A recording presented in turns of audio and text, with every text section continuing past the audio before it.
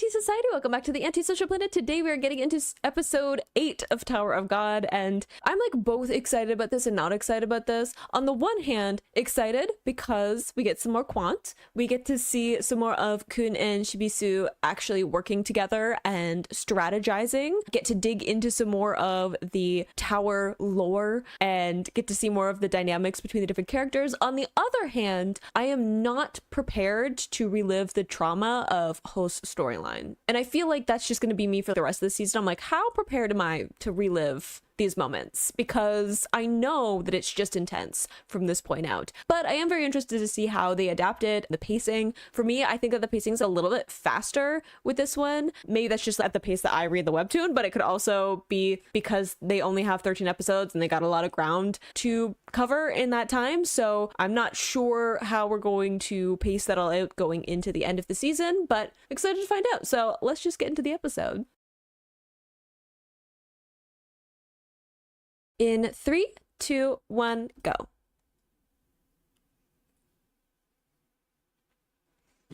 I am excited though, getting close to finishing at least the first season. I know I have the second season to catch up on, but once I'm done, to be able to watch other people's reactions. I guess I could watch for the first few episodes, but I just don't want to wander into a reaction where someone has read the webtoon and knows more about the story, you know?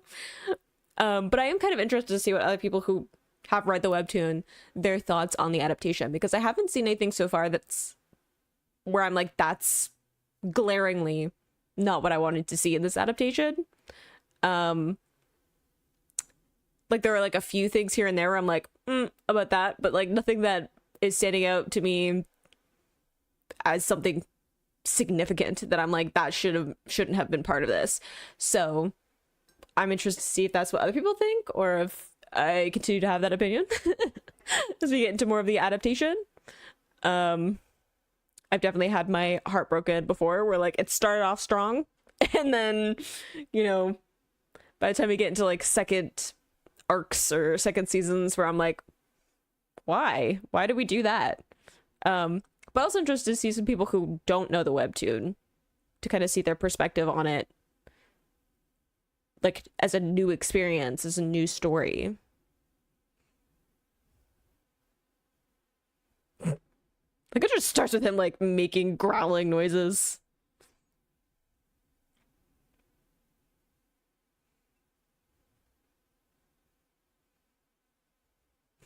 I like that Rock's like, I have turtles in this game.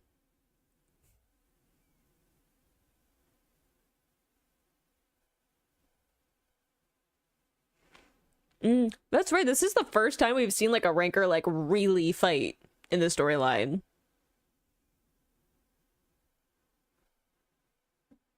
I mean, he's even like handicapped in this, right? Like they've already established that he has like a limit to the power that he's allowed to use. Hold it together, Quant. Yes, this is him calm.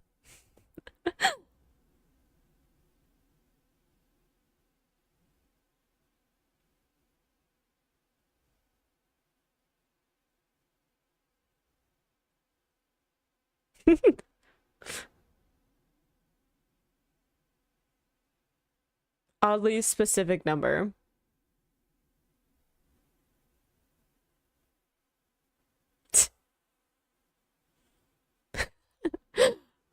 Praising himself to get through the anger. I mean, considering the last test he was in charge of, everyone died except 3 people. I can understand why he's like, you need to rein it in.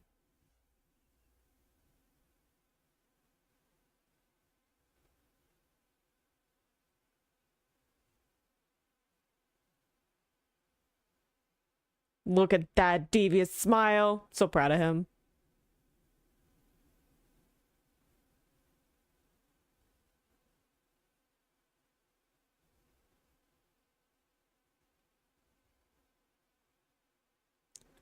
I beg your pardon?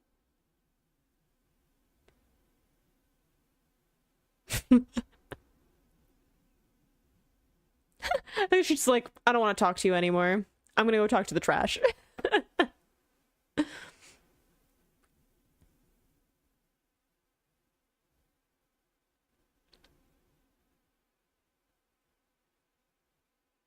Look, he has a one-track mind.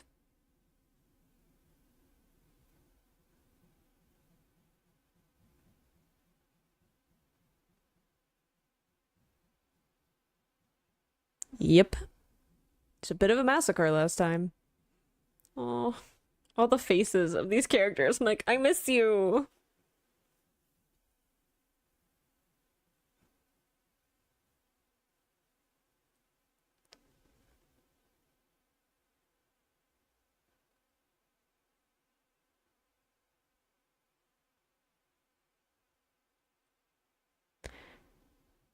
Yeah.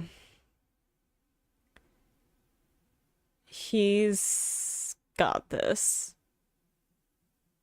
The fact that we can't see his eyes when he gets that last number, like, ugh. I love the like ghost effect there too of him moving so fast.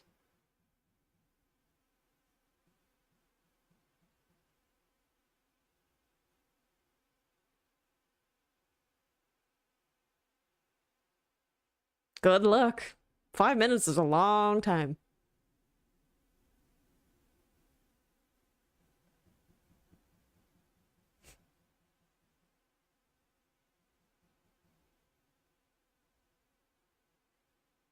God, I remember this.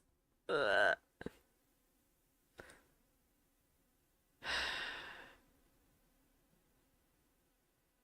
Like it has just enough of like scary movie vibes to make me really on edge. Like a voice ascending from the darkness in this like shadowy staircase.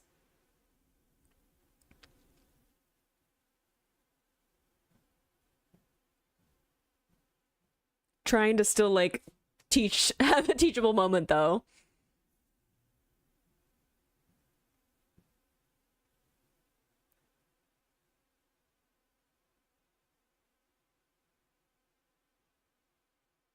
He's everywhere all at once. That's where he is.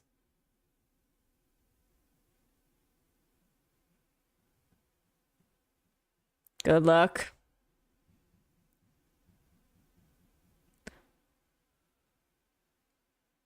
I don't know if I would attack. I think I would go full on with like the fact that it's a game of tag, and I'm like the point of tag is to avoid the person who is it. So I feel like that would probably be my tactic the whole time.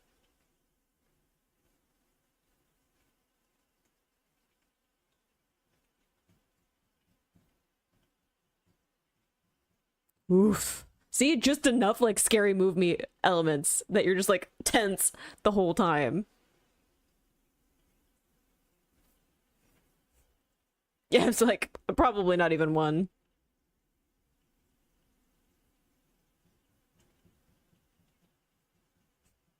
Y'all seem oddly excited about this. The prospect of like death happening. I mean, it is the tower.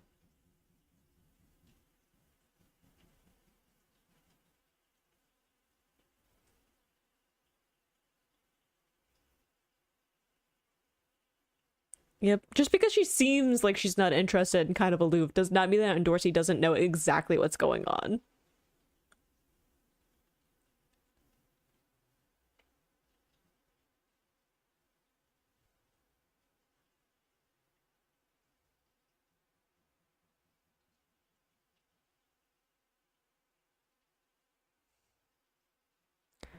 It's a good question, though, to be like, hey, do you actually want Rachel to pass? Or do you want her to fail and therefore not be able to continue on with her journey and therefore should have to stay with him?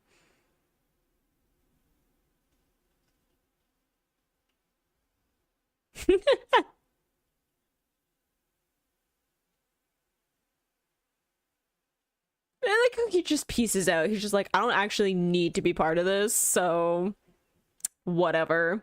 Mood, though.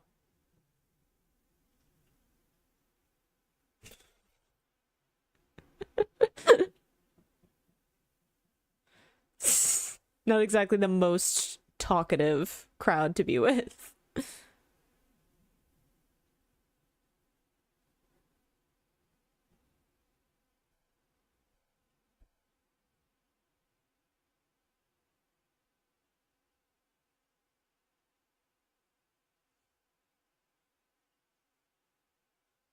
Ooh, love that transition between the two of them. Yeah, not many places to go on that bridge. That's right. Stand up for him. That's your team member right there.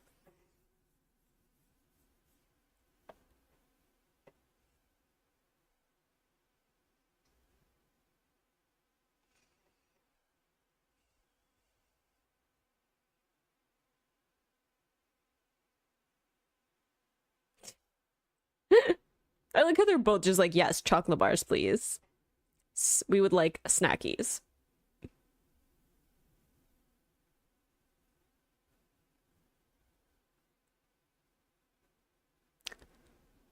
Yeah, about that. Like you could just see his shoulder, like and like yeah, like you could just like in the deep background of it. Like he's immediately groveling. Are those your killer arts?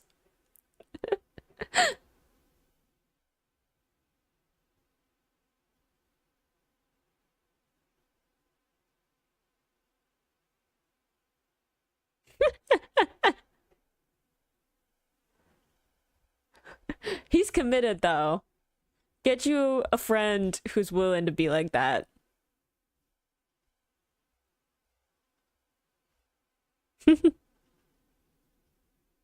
You're just like, that's sweet. I'm going to make them all wish they were dead.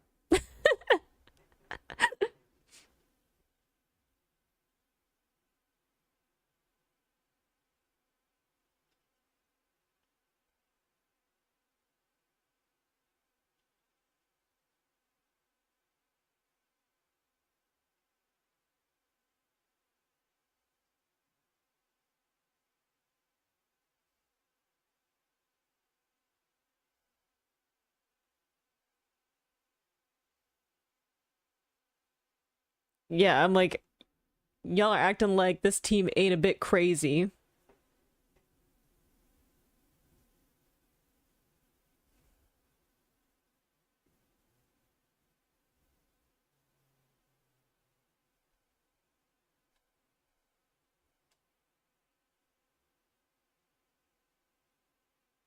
Some good editing on this, honestly.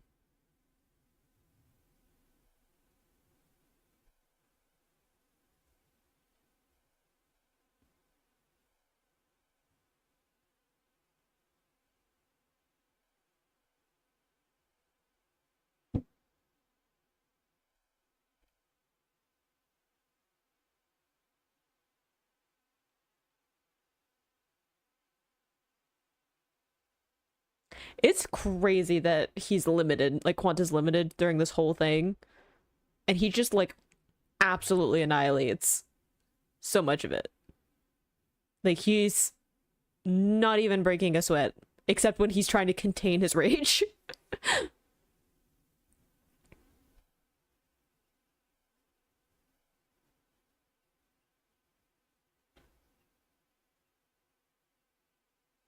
Mm-hmm.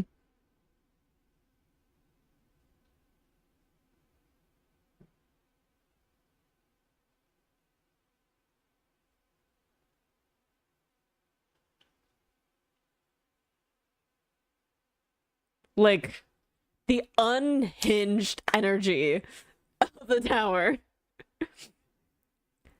Like you do not become a ranker because you're like too afraid to jump from a great height to prove a point.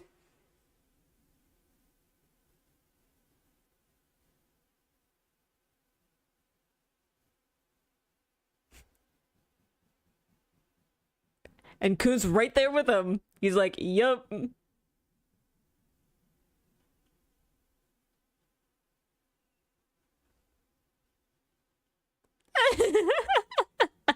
It's a little sing song of that delivery.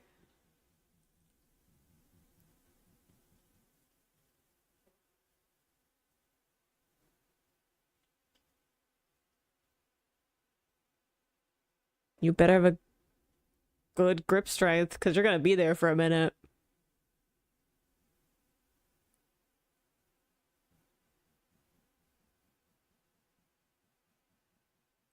Yeah, that's not your team. I mean, he is your team, but he's like not your team right now. So like, dampen your excitement.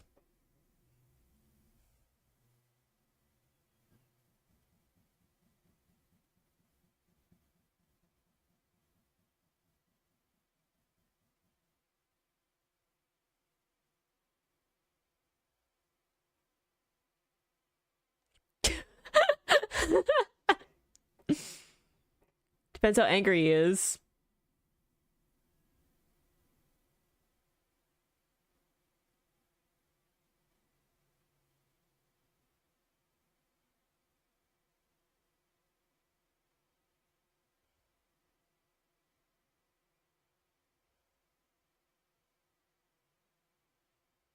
Yep.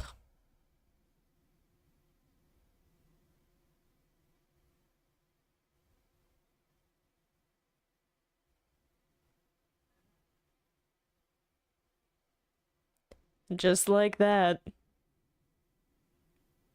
So close. And yet.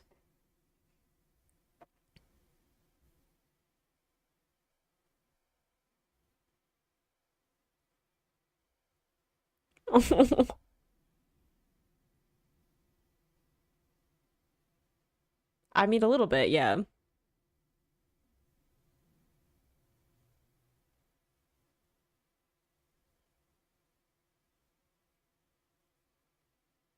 I mean, it was a good try.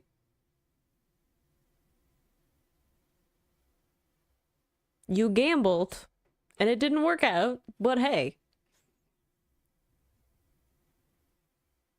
Yeah, you won some admiration, if nothing else.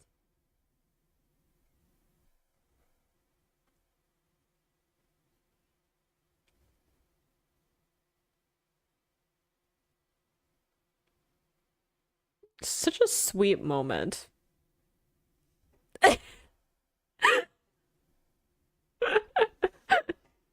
It's such a sweet moment too of like Kun like one is not used to not being the one who's like the cleverest person in the room. And two, failure is not really an option in his history. It's like Endorsey, right? Like Endorsey cannot fail because that's not something that she can afford to do as a princess, right?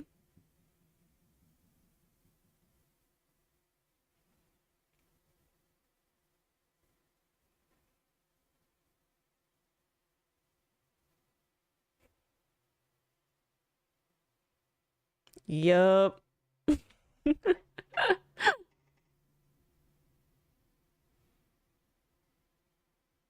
He's not betraying his team though. Just who is his team?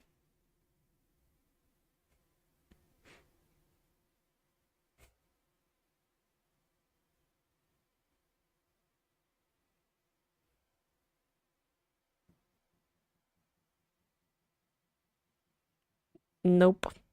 He just betrayed the people he was supposed to be helping with this particular test.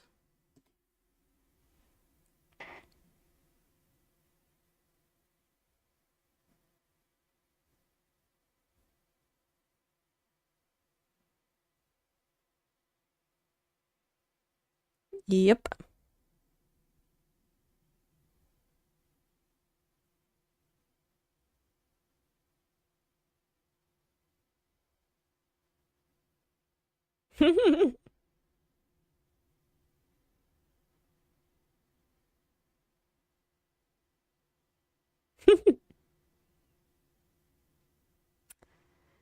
I mean, you might as well try, right? Clearly, obviously, the only logical leader.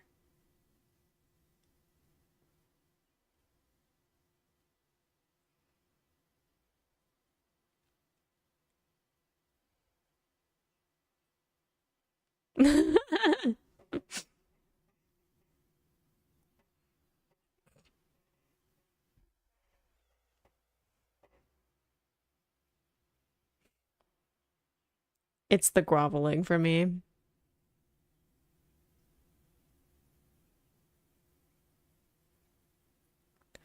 The ominous music is putting me on edge again.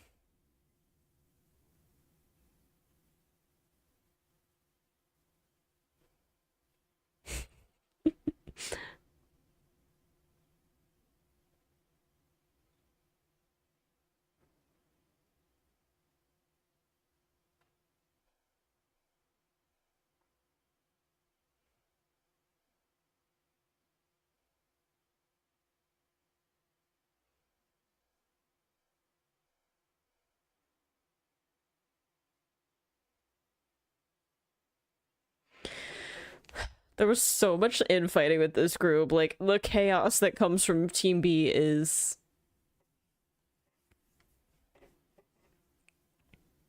It just proves that you can put a bunch of people on, like, a team, but you can't make them cooperate with each other.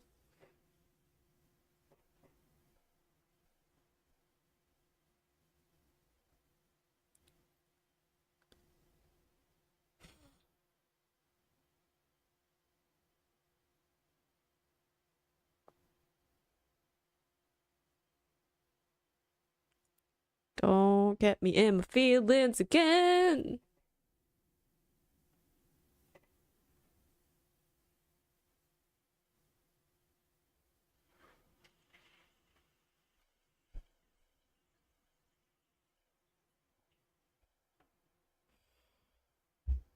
Jesus. Yeah, I remember this.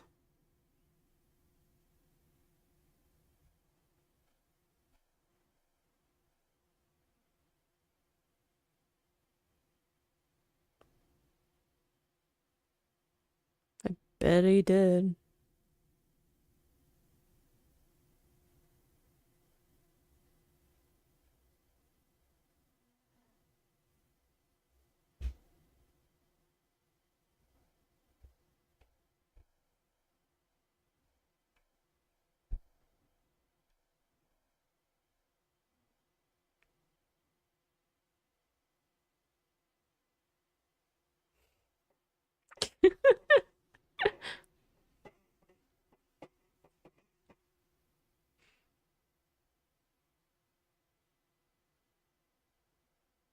God, just like the sound of the footsteps, like...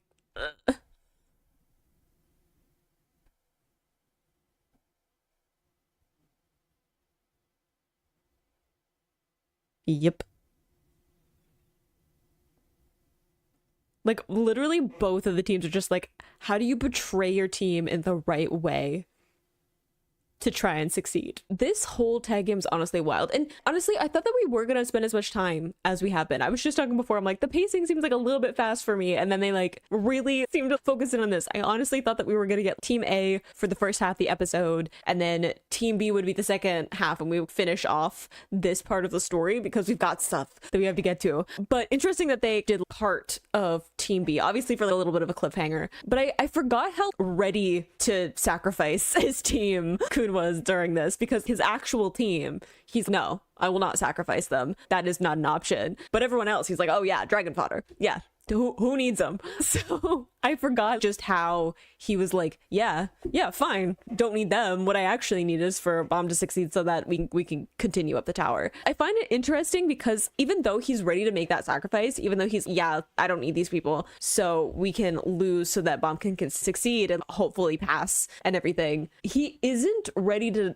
lose face. Right? He needs them to think that he tried his best, right? They can't know that he betrayed them. And he needs to be making deals behind the scenes. And the only person who really knows is Lorray, right? And Quant. But he can't have anyone know, or even in the aftermath, right? He needs them to praise him and be like, it's okay. You tried your best. Your plan was really good. It just didn't work out because Ranker. He needs to have that still as part of his persona, even though that's not who he is. And then immediately we go into Team B with Endorsey, who's just like, screw that. I'm gonna betray you, and you can hate me, you cannot like me, whatever. I'm gonna win this, right? Because that's just so part of who she is. And I think it's such an interesting dynamic between the two of them, that Endorsey is so ready for people to not like her, and in response to that, because she is so powerful, because she is a princess of Jihad, that people suck up to her anyway, right? And that's like a thing that continues to happen with her stories. Like, she has a certain celebrity about her, whereas Kyun needs to have that certain persona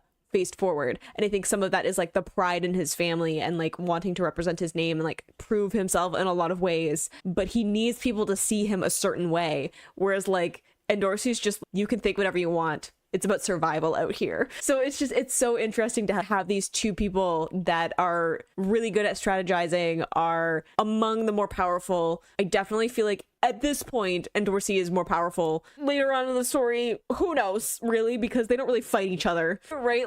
There's more cooperation with a lot of these characters, though I wouldn't mind a training montage to just see how that would turn out, like a what if. But it's interesting to see these two people who are definitely among the most resourceful, powerful, most likely to pass and continue, to have a very similar tactic for succeeding at this particular thing. And they both require betrayal and dragon fodder and leaving people behind that you don't need, which I think really shows you what kind of a place the tower is and what is going to happen continuing with the story, and how that's going to be in contrast to these people who have become friends and have become a team and do want to continue on their journey together, and they're constantly having to fight to continue to keep that bond, because the tower is constantly pitting people against each other, and there's always this looming threat of you're going to have to sacrifice somebody to get what you want, and how badly do you want it. Just interesting to come back to these stories again with more knowledge of the story to come and the characters. I hope you enjoyed watching that along with me. You can click this playlist to go to my previous actions, or you can subscribe to me next time I post a Tower of God video, and I will see you in the next video. Bye.